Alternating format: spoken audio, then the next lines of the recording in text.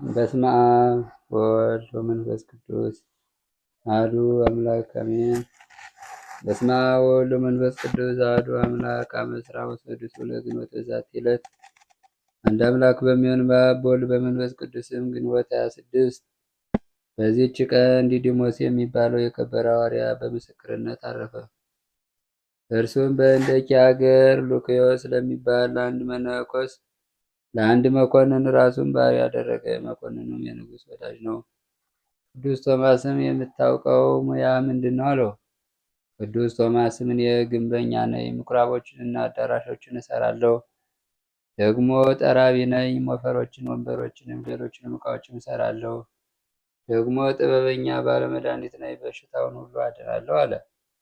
መኮንኑም ነገሩን በሰማ ጊዜ እጅግ ደስ አሰኘው። ለንጉሱ ጠቃሚ የሆነ ባሪያ ያገኘው አለ። በዚያን ጊዜ ለቶማስ ገንዘብ ሰጥቶ ቤተ መንግስትን እንዲሰራ አዞ መኮንኑ ወደ ንጉሱ ሄደ። እርሱ ቶማስም የመኮንኑን ሚስት የእግዚአብሔርን ሕግ ያስተምራት ጀመር። በፊቷም ታምራት አደረገ። እርሷም በክብር ባለቤት ጌታችን አመነች። ከእርሷ ጋርም ብዙዎች አመኑ። ንጽሕናዋን በመጠበቅ እንድትጸና አዘዛት። የሃይማኖትን ምስጢር እንድታስተውል አደረጋት። መኮንኑም ከንጉሥ ዘንድ ሲመለስ ሐዋርያ ቶማስ ያደረገውን አየ። ፈራው። እናንተ ክፉ ባሪያ እሰራቸዋለሁ ያልካቸው በጎ ስራዎች ወዴት ናቸው? አለው። ቅዱስ ቶማስም አልዋሸሁም። ምኩራቦችና አዳራሾች የሰራኋቸው የሰማያዊ ንጉሥ ማደሪያ የሆኑ እኒህ የሰዎችን ነፍሳት ናቸው። የጠረብኳቸው ሞፈሮችም የኃጢአትን እሾህና አሜከላ ከሰዎች ልብ የሚነቅሉና አርሰው የሚያለሰልሱ እነርሱ የወንጌል ትምህርቶች ናቸው። ጥበብ ያሉትም አንድ ነው፣ የሚገድል የኃጢአትን መርዝ አጥፍቶ የሚፈውስ የክብር ባለቤት የሆነ ጌታችን ኢየሱስ ክርስቶስ ሥጋና ደም ነው ብሎ መለሰለት። መኮንኑም ሰምቶ ተቆጣ። ቅዱስ ቶማስንም በምድር ላይ እንዲያስተኙት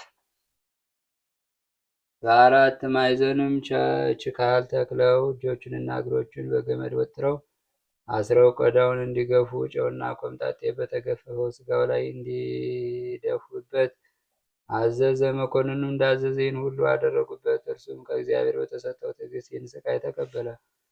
የመኮንኑ ሚስት ቆዳውን ሲገፉት በቤቷ ሰገነት መስኮት ባየች ጊዜ በድንጋጤ ወድቃ ሞተች። መኮንኑም እጅግ አዘነ። የክብር ባለቤት ጌታችንም ቶማስን አጸናው። ወዲያውኑ ተነሳ። ከላዩ የገፈፉትንም ቆዳ ወስዶ ከመኮንኑ ሚስት በድኑ ላይ ጥሎ አርሶንያ ሆይ የክብር ባለቤት በሆነ በጌታችን በኢየሱስ ክርስቶስ ስም ተነሽ አላት። ወዲያውኑ ዓይኗን ገለጠች። ፈጥና ተነስታም ለሐዋርያ ቶማስ ሰገደችለት። ሉክዮስም አይቶ ደነገጠ። ለሐዋርያውም ቶማስ ሰገደለት። ይቅርታ ያደርግለት ዘንድ በመለማመጥ ለመነው። ቅዱስ ቶማስም በጌታችን ካመንክ ትድናለህ አለው። እርሱም በክብር ባለቤት በጌታችን በኢየሱስ ክርስቶስ አመነ። እንዲሁም የሀገር ሰዎች ሁሉም አመኑ። በአብ በወልድ በመንፈስ ቅዱስም አጠመቃቸው። ኤጲስቆጶሳትን ቀሳውስትና ዲያቆናትን ሾመላቸው። እያስተማራቸውና በቀናች ሃይማኖትም እያጸናቸው ከእሳቸው ዘንድ ኖረ። ደዌ ያለበትንም በላዩ ቆዳውን ሲያኖሩበት ወዲያው ይድናል። ከዚህ በኋላ ከእነርሱ ዘንድ ወጥቶ ጠንጦሪያ ከሚባል አገር ገባ። ሲገባም አንድ ሽማግሌ ሰው መራራ ልቅሶ እያለቀሰ አገኘ። ቅዱስ ቶማስም እንዲሁ ለምን ታለቅሳለህ? አለው። ሽማግሌውም 7 ልጆች ነበሩኝ፣ በሐሰት ነገር ንጉሥ ገደለብኝ፣ ደግሞ ዕዳ አለብኝ። ከእነርሱም አንዱ ስንኳ ቀርቶ ቢሆን ለኑሮዬ በተራዳኝ ነበር ብሎ መለሰለት። ቅዱስ ቶማስም ሰምቶ ቆዳውን ሰጠውና ይህን ወስደህ በልጆች መቃብር ላይ አኑር አለው። እንዳዘዘውም ባደረገ ጊዜ 7ቱ ልጆቹ ሌሎችም 8 ወንዶች በዚያ አስቀድሞ ተቀብረው የነበሩ በአንድነት ተነሱ። ይህችም ታምር በሀገሮች ሁሉ ተሰማች። የጣዖታት ካህናትም ተቆጥተው በድንጋይ ሊወግሩት ጀመሩ። ያን ጊዜ እጆቻቸው ደረቁ። የቸር አምላክ ሐዋርያ ሆይ ከፈጣሪ ኢየሱስ ክርስቶስ በቀር ሌላ አምላክ እንደሌለ አመን፣ ማረን፣ ይቅር በለን እያሉ ጮሁ። ያን ጊዜ አዳናቸው። የቀናች ሃይማኖትም አስተማራቸው። በአብ በወልድ በመንፈስ ቅዱስም አጠመቃቸው። ኤጲስቆጶሳትና ቀሳውስትም ዲያቆናትን ሾመላቸው። ከዚህ በኋላ ወደ አቴና ወደ መቄዶንያ ሄዶ በውስጧ በክብር ባለቤት ጌታችን ስም ሰበከ። ስለ እነርሱም ነገሥታቱም መኳንንቱ ሰሙ፣ ይዘው አሰሩት። የንጉሡም ሚስት ከልጇ ጋር ወደ ወህኒ ቤት እየመጣች የቅዱስ ቶማስን ትምህርቱን ሰማ ነበር። ብዙዎችም በስውር እየመጡ ያስተምራቸው ነበር። በክብር ባለቤት ጌታችንም አመኑ። ንጉሡም ስለ ሚስቱ ተቆጣ፣ ነገር ግን በሕዝብ መካከል መግደልን ፈራ። ከከተማ ውጭ ቅዱስ ሐዋርያ ቶማስን አውጥቶ እስከሚሞትም በጦር እንዲወጉት 4 ወታደሮችን አዘዘ። የንጉሥ ልጅም ቁሞ ይመለከት ነበር። የአገር ሰዎችን ባወቁ ጊዜ ከወታደሮች እጅ ሊያስጥሉት ወጡ፣ ግን ሙቶ አገኙት። አንስተው ገንዘው ከነገሥታቱ መቃብር በአንዱ አኖሩት። በንጉሡ ልጅም ሰይጣን ተጭኖበት የሚያንከባልለው ሆነ። ከልብሱም ጥቂት ወስደው በንጉሡ ልጅ አንገት ላይ ሊያንጠለጥሉት ወደ ቅዱስ ቶማስ ሥጋ መጡ። መቃብሩን በከፈቱ ጊዜ አላገኙትም፣ ጌታችን ከዚያ አፍልሶታልና። ከመቃብሩ አፈርም በእምነት ወስደው በንጉሡ ልጅ አንገት ላይ አንጠለጠሉ። ያን ጊዜ ዳነ። ንጉሡም የክብር ባለቤት በሆነ በጌታችን በኢየሱስ ክርስቶስ አመነ። ከዚህ በኋላ ቅዱስ ሐዋርያ ቶማስም ለብዙዎች ተገለጸላቸው። እርሱ ሕያው እንደሆነ ጌታችን በመንግስቱ ውስጥ እንደተቀበለው ነገራቸው። የክብር ባለቤት በሆነ በጌታችን በኢየሱስ ክርስቶስ የቀናች ሃይማኖት እንዲጸኑ አዘዛቸው። የሐዋርያ ቶማስን በረከቱ ከእኛ ጋር ትኑር ለዘላለሙ አሜን።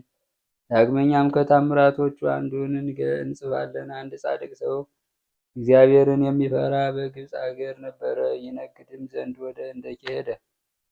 ግንቦት 26 ሲሆን በሐዋርያ ቅዱስ ቶማስ በዓል ብዙ ሕዝቦችን የቅዱስ ቶማስ እጅ በውስጡ በምትኖርበት ባህር ዳር ተሰብስበው አያቸው። በዚያን ጊዜ የባህሩን ውሃ ጨርሶ እስከሚያስወግደው ድረስ ጥቅል ነፋስ ተነሳ። ሰዎችም ሁሉ በደሴት ወዳለች ቤተ ክርስቲያን ገብተው ሲጸልዩ አደሩ። በማግስቱም በቅዱስ ቶማስ በዓል ቅዱስ ቁርባን ለማቀበል ቀደሱ። የሐዋርያ ቶማስ እጅ ያለ ጥፋት ሕይወት ያላት ስለሆነች የጌታችንን ሥጋ በላዩ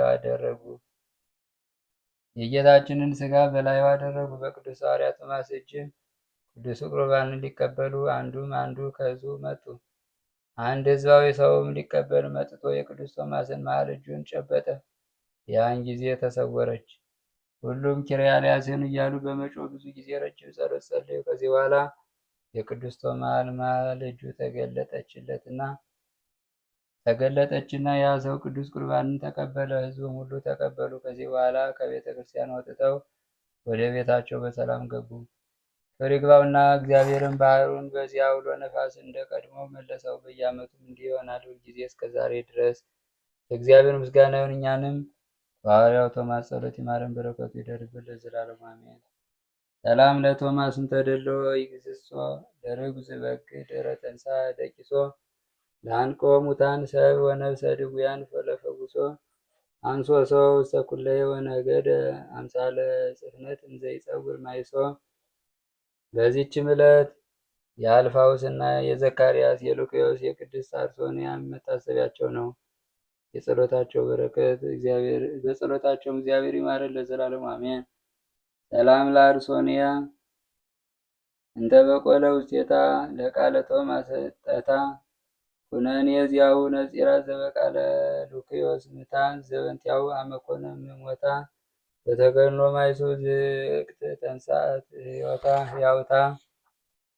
በስመ አብ ወወልድ ወመንፈስ ቅዱስ አሐዱ አምላክ አመ ዐሥራ ወሰብዕ ለግንቦት በዛቲ ዕለት ዐረፈ አባ ዮሐንስ ሊቀ ጳጳሳት ዘሀገረ እስክንድርያ። ወበዛቲ ዕለት ዐረፈ አልዓዛር ጻድቅ ወወልደ ማርያም ወለማርታ ዘአቅረብኩ ማሕሌተ ዘኪርያ ይላፍም ለተጸምዱከ ዘልፈ ልላነብብ ተወከፍ ዘንዴቴ መጽሐፍን ተረሰይ ከዚዮ ጸሪቀ መበለት ኮፈ ምላውላን ዘተርፈ ነቢያት፣ ቅዱሳን፣ ሐዋርያት፣ ሰባክያን፣ ሰማዕታት፣ ጻድቃን፣ ደናግል ወመነኮሳት ቴራን ባረኮ ጉባኤ ዛቲ መካን እስከ አረጋዊ ሊቆኖስ ሕፃን ለዘጻፈው ክርስቶስ ወለዛ ጻፎን ዘይደርስ ለዛን ወለ ዘተርጉሞ በልሳን አዲስ ወለ ዘሰማ ቃሉ በዝነ መንፈስ በጸሎተሙ ማርያም አራቂ ተኩሉን በይ ስውረ ይማረን ኢየሱስ ክርስቶስ ስውረ ይማረን ኢየሱስ ክርስቶስ ስውረ ይማረን ኢየሱስ ክርስቶስ። ከቅዱሳን በረከት ረድኤት ይክፈለን። አቡነ ዘበሰማያት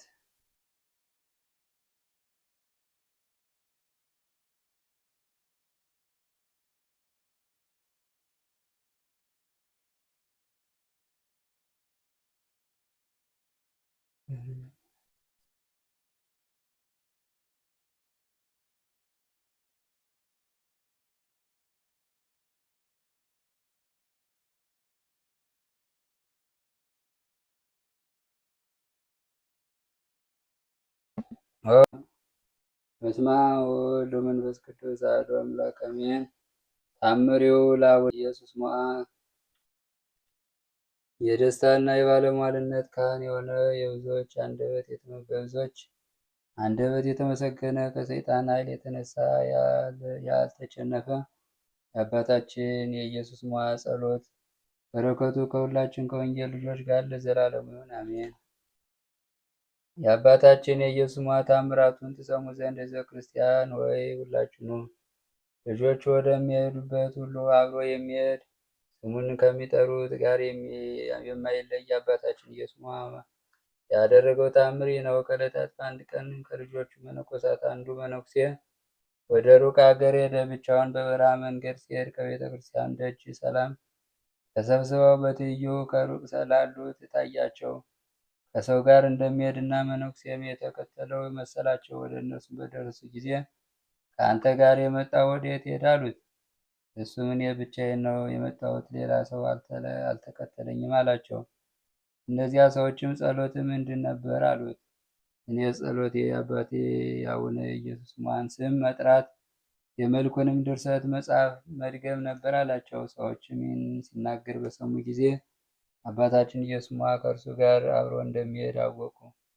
ስለዚህ ነገር ፈጽሞ አደነቁ። የአባታችን የኢየሱስ ሞዐ ጸሎት በረከት ከሁላችን ከቤቱ ልጆቹ ጋር ይኑር ለዘላለሙ አሜን። የታላቁ የጻድቁ የአቡነ ኢየሱስ ሞዐ በረከቱ ረድኤቱ በሁላችን በሕዝበ ክርስቲያን ጋር ለዘላለሙ ጸንቶ ይኑር። አቡነ ዘበሰማያት ታምሪው ለአቡነ ሰላማ ከሳቴ ብርሃን ጸሎቱ በረከቱ ያሉ ምስሌነ ለዓለመ ዓለም። የብፁዕና የቅዱስ አቡነ ሰላማ ከሳቴ ብርሃን ታምሪ ነው። ጸሎቱና በረከቱ ከሁላችን ጋር ይሁን ዛሬም ዘወትር ለዘላለሙ አሜን። የካህናትና የመነኮሳት ጠላት የሚሆን በሆነ ባልሆነ ወደ አገሩ መስፍን የሚከሳቸው በሐሰት የሚያስቀጣቸውና በእነሱ ላይ ዕዳን የሚያመጣ አንድ ሰው ነበረ። እነዚያም ካህናት የመነኮሳት ወደ ብፁዕና ቅዱስ ማር አቡነ ሰላማ የተመረጠ ከሳቴ ብርሃን ቤተ ክርስቲያን ሂደው በሐዘን ይጸልዩ ነበር። ከዕለታትም በአንድ ቀን እባብ መጥቶ የዚያን ሰው አባለ ዘሩን ነደፈው። በዚያን ጊዜ ጮኸ። ሰዎችም ሲይዙት ምድር ተከፍታ ዋጠችው። አሟሟቱን ያዩና የሰሙ እጅግ አደነቁ። ካህናትና መነኮሳት እግዚአብሔር ስለሰማቸው እግዚአብሔርን አመሰገኑ። የብፁዕና የቅዱስ አቡነ ሰላማ ክብሩም ከፍ ከፍ አደረጉ። ጸሎቱ በረከቱ ከሁላችን ጋር ይሁን ዛሬም ዘወትርም ለዘላለሙ አሜን። አቡነ ዘበሰማያት ታምሩ ለአቡነ ሀብተ ማርያም ጸሎቱ በረከቱ ያለው ምስለ ኩልነ ሕዝበ ክርስቲያን ለዓለመ ዓለም። ልመናው ክብሩ ለዘላለም በእውነት ይደርብና በአንዲት ሴት ላይ የተደረገው አባታችን አቡነ ሀብተ ማርያም ታምሬ ነው። ጡቷን ካንሰር በሚባል በሽታ የታመመች አንዲት ሴት ነበረች። በጡት በሽታ በታመመች ጊዜ በከተማ ወደሚገኝ ባለመድኃኒት ሄደች። ያም ባለመድኃኒት መድኃኒት የሚያደርግላትን ቀን ቀጠራት። ከዚህ በኋላ ቀጠሮ እስኪደርስ ወደ አባታችን ወደ አቡነ ሀብተ ማርያም ገዳም ሄደች። በቦታውም በደረሰች ጊዜ ባለመድኃኒቱ የቀጠረኝ ቀን እስኪደርስ መጣሁ ብላ በገዳሙ ላሉ አበው ተናገረች። እነርሱም ይሻለሽ ብለው ከሎሚ ፍሬና ከእምነቱ አፈር በውሃ በጥብጠው ሲሰጧት ከጠጣች በኋላ ከደዌዋ የዳንኩ ይመስለኛል ስትል ጤናዋን ተናገረች። ይህንን ብላ ወደ ቀጠራት ወደ ባለመድኃኒቱ ብትሄድ ያም የቀጠራት ባለመድኃኒት መርምሮ እንደ ዳነች አይቶ ከደዌሽ ድነሻል፣ ምንም ምን የለብሽም ብሏታል። ከዚህ በኋላ እንደ ዳነች አውቆ ሊያደርግላት ያሰበውን መድኃኒት ተወው። ይኸውም የተደረገው ድውያንን የሚፈውስ በአባታችን በአቡነ ሀብተ ማርያም ተአምር ነው። የአባታችን አቡነ ሀብተ ማርያም ልመናው ክብሩ በሁላችን ለዘላለም ይደርብን አሜን። የታላቁ የጻድቁ የአቡነ ሀብተ ማርያም በረከቱ ጥበቃ አይለየን። ሰላም ጠብቀን። አቡነ ዘበሰማያት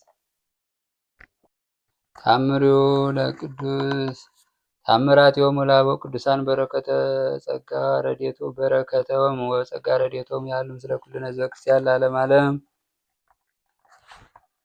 የቅዱሳን አባቶች የይቅርታቸው በረከት የተራዳይነታቸው ጸጋ ከጥምቀት ልጆች ጋር ለዘላለም በእውነት ይኑርና ቅዱሳን አባቶቻችን ያደረጉት ታምሪ ነው። በሦስተኛው ቀን እነዚህ ቅዱሳን አባቶች አባ መራዊ፣ አባ ምሰሶ፣ አባ ሙሴ፣ አባ ደንቆሮ፣ አባ ሟብራ፣ አባ ላሽኝ ወደ ዘጋው ባህታዊ መጡና የእግዚአብሔር ሰው ሆይ በደህና አለን አሉት።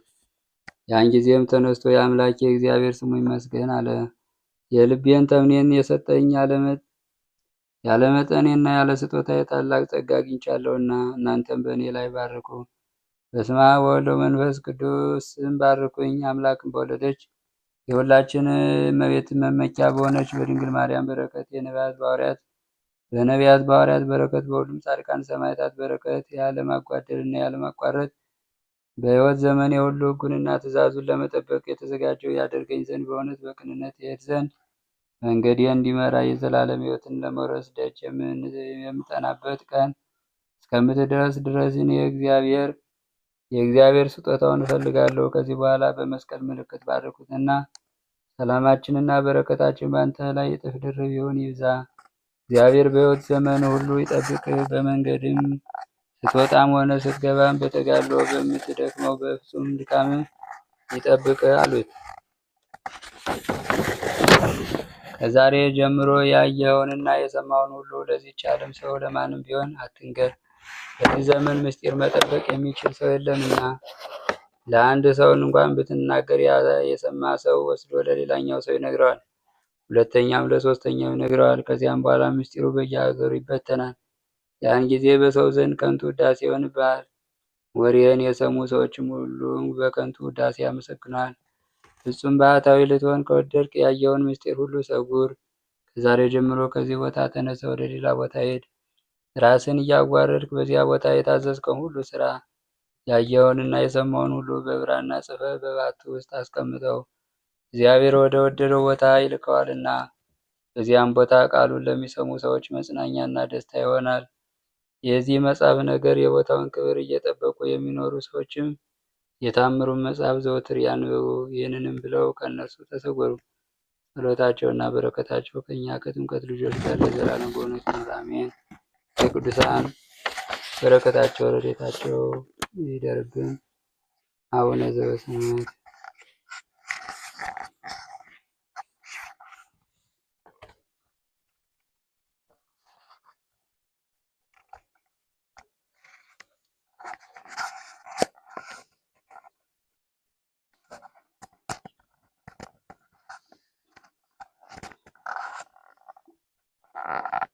እግዚእ ኢየሱስ ክርስቶስ ኃጢአት የኃጢአተ ኩሉ ሕዝብ ከማይሰራ ኃጢአት እግዚአብሔር ፍታ። ውድ የእግዚአብሔር ቤተሰቦች እንደምን አላችሁ?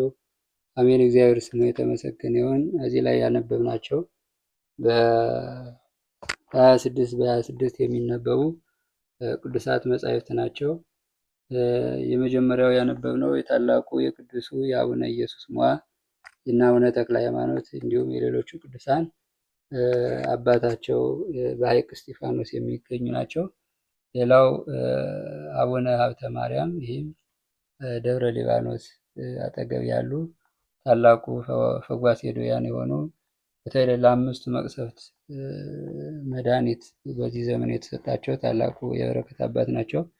በሶስተኛው አቡነ ሰላማ ከሳቴ ብርሃን ናቸው። እሳቸው ደግሞ በትግራይ እንዲሁም በሀገራችን ብዙ የጽድቅ ስራ የሰሩ ታላቁ የኢትዮጵያ መመኪያ ናቸው። ሌላው ደግሞ በወሎ ክፍለ ሀገር የሚገኙ ብፁዕ አቡነ መራዊ፣ ብፁዕ አቡነ ምሰሶ፣ ብፁዕ አቡነ ደንቆሮ፣ ብፁዕ አቡነ ሞዐብራ፣ ብፁዕ አቡነ ሙሴ እና ብፁዕ አቡነ እርሻኝ የሚባሉ ገድለ ስድስቱ ቅዱሳን የተባሉ ዘገዳመ ጎረጎር እኒህ ናቸው። እንግዲህ እነዚህም መጽሐፍት በወር በአባተ በ26 በዓላቸው ይከብራል። በዚህ ቀን ታምራቸውን ገድላቸውን ስናነብ እግዚአብሔር በረከት እናገኛለን። የቅዱሳን ሁሉ በረከት በላያችን በሁላችን ይጠብቀን። ስለዚህ ላልሰሙት ማሰማት የሁላችን ኃላፊነት ይሆናል። እግዚአብሔር አምላክ ከሁላችን ጋር ይሁን። ይቆያል።